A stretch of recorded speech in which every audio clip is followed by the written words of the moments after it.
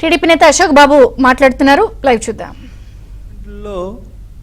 ఎంతవరకు సీఈఓ ఆంధ్రప్రదేశ్ డేటాని అన్ని ఆర్ఓలకి పంచడం అనేది ఎక్కడా లేదని చెప్తాడే తప్ప బ్యాలెట్ పేపర్ మీద సంతకం లేకపోయినా లేదు, అటెస్టేషన్ స్టాంపు కానీ సీల్ కానీ లేకపోతే కేంద్ర ఎన్నికల కమిషన్ ఇచ్చిన ఆదేశాలని తప్పని ఎక్కడ చెప్పలే ఆయన.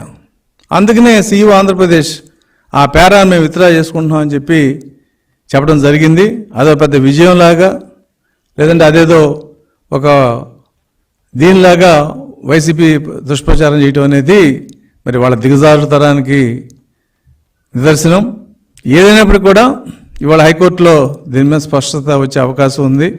ఒకవేళ ఏదైనా ఇబ్బంది ఉంటే ఖచ్చితంగా దీని మీద మళ్ళీ మేము కేంద్ర ఎన్నికల కమిషన్ కలిసి కేంద్ర ఎన్నికల కమిషన్ ఏదైతే వివరణ ఇచ్చిందో ఆ వివరణ అమలు చేయమని చెప్పి మేము కోరాలని చెప్పి ఒక ఆలోచనలో ఉన్నాం. ఏదైనప్పుడు కూడా వైసీపీ చేస్తున్న ఈ దుష్ప్రచారాన్ని ఉద్యోగ సంఘాలు కూడా ఆలోచన చేయాలి. ఎందుకంటే పోస్టల్ బ్యాలెట్స్ ఉద్యోగులకి ఉద్యోగులకు మాత్రమే సంబంధించింది, మామూలు సిటిజన్స్కి అది అప్లై కాదు.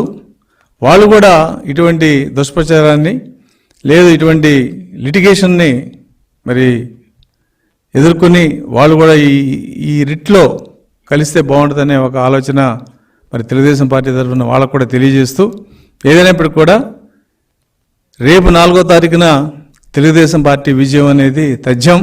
చంద్రబాబు నాయుడు గారు మళ్ళీ ముఖ్యమంత్రి అవుతాడనేది వాళ్ళకే తెలుసు.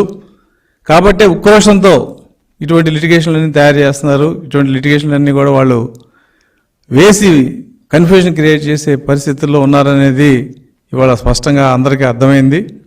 ఏదైనప్పుడు కూడా తూర్పున సూర్యుడు ఉదయించడం ఎంత సత్యమో 4వ తారీఖు తెలుగుదేశం పార్టీ గెలవటం అంతే సత్యం. దీన్ని వైసీపీ వాళ్ళు ఒప్పుకున్నా ఒప్పుకోకపోయినా వాళ్ళు ఆల్రెడీ ప్రజాకోర్టులో ఓడిపోతున్నారు. రేపు ఈ కేసు కాదు, చాలా కేసుల్లో వాళ్ళు ఓడిపోయారు.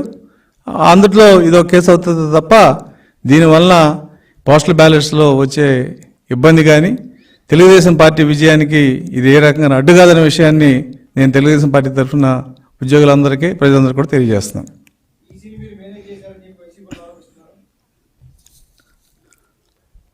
ఈసీని మేనేజ్ చేయటం అంటే మరి వైసీపీ వాళ్ళు చేసిన దుర్మార్గాలు ఇప్పుడు పిన్నెల్లో కానీ లేదంటే మాచర్లలో కానీ నరసరావుపేటలో కానీ వీటన్నిటిలో వాళ్ళు చేసిన దురాగతాలు, ఈవీఎంలు పాల్గొట్టింది ఏ అండ చూసిన ఈవీఎం పాల్గొట్టారు. ఇవాళ వరకు అరెస్ట్ కాల రామకృష్ణారెడ్డి.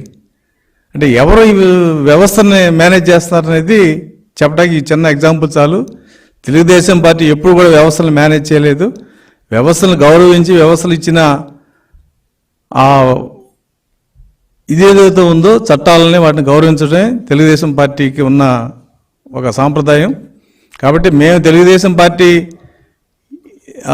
ఎలక్షన్ కమిషన్కి వైరస్ లాగా ఉన్నారు అని చెప్పిన సజ్జల రామకృష్ణారెడ్డికి మళ్ళీ చెప్తున్నాం, మేము ఎలక్షన్ కమిషన్కి వైరస్ అవుతే నువ్వు ఈ రాష్ట్రాన్ని పెట్టిన క్యాన్సర్.